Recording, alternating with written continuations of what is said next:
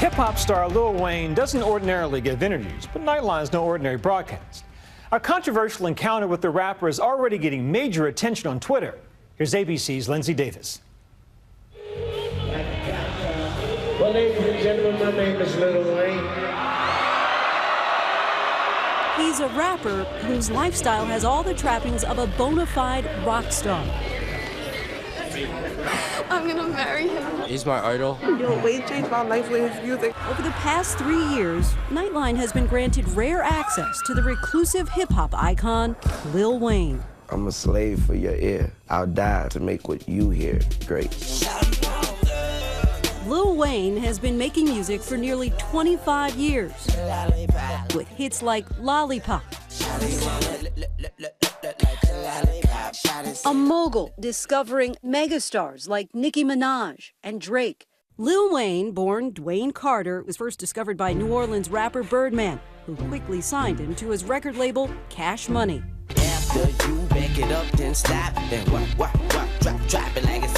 Wayne's first taste of mainstream success came with his electric verse on Juvenile's Back That Thing Up. His lyrics are crafty and calculating, yet raw and explicit. I know how difficult it was to watch us come up with our pants sagging and our shirts all big and bandanas on and rapping street things and talking about guns. And every verse was about how I would run in your house and tie your parents up or something like that. And I sold over 1 million records in a heartbeat. It was about lyrics. It was just about, it wasn't about what you were talking about, it was about how you was talking about it. What do you say to people who call your music vulgar, misogynistic, offensive, degrading? No, if that's what you think about the music, if that's what you categorize it under, then so be it. All those things made me who I am, and I am a very successful man. Please keep looking out for more, because it's coming, baby. So your daughter, would you have any problem with her being called a or a hoe? Yeah, if they calling her a hoe, I have a huge problem with that. Yeah, but I've never called a certain female name out, unless I got a real big problem with her. Yeah. To say this father of four is controversial is an understatement, but the self-described gangster says he's often misunderstood. That'll be the biggest misconception, that I'm some kind of rude. I don't know. And when they meet me, they're like, oh, you're so humble or whatever. But I'm from the South. I have to be respectful and everything like that because I have someone to answer to, and that's my mom. But Wayne doesn't really care what we think about it. He's unapologetic in just about every aspect of his life. What's your relationship with weed? Every day? There's God, there's my family, there's my kids, there's music and weed. In that order? Yeah. Our journey with Weezy started back in 2013 at his own private skate park he constructed in Miami. How do you, a self-described gangster, end up being such a prolific skateboarder?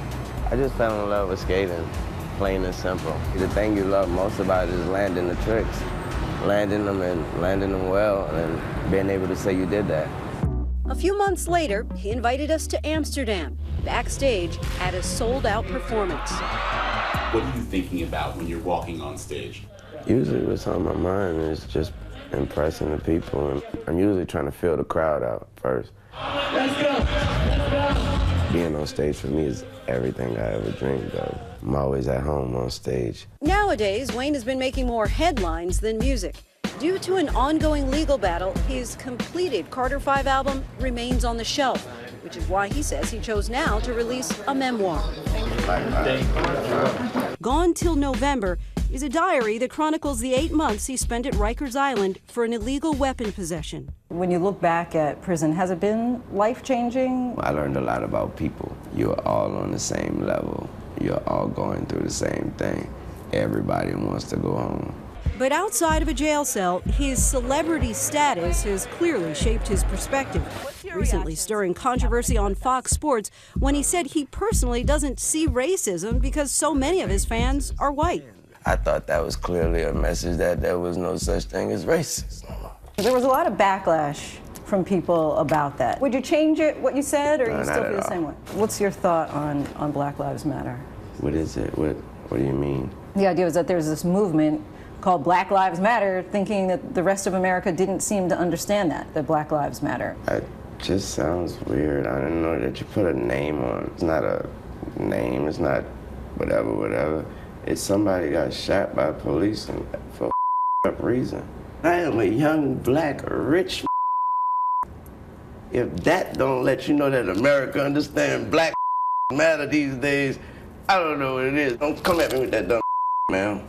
My life matter, especially to my.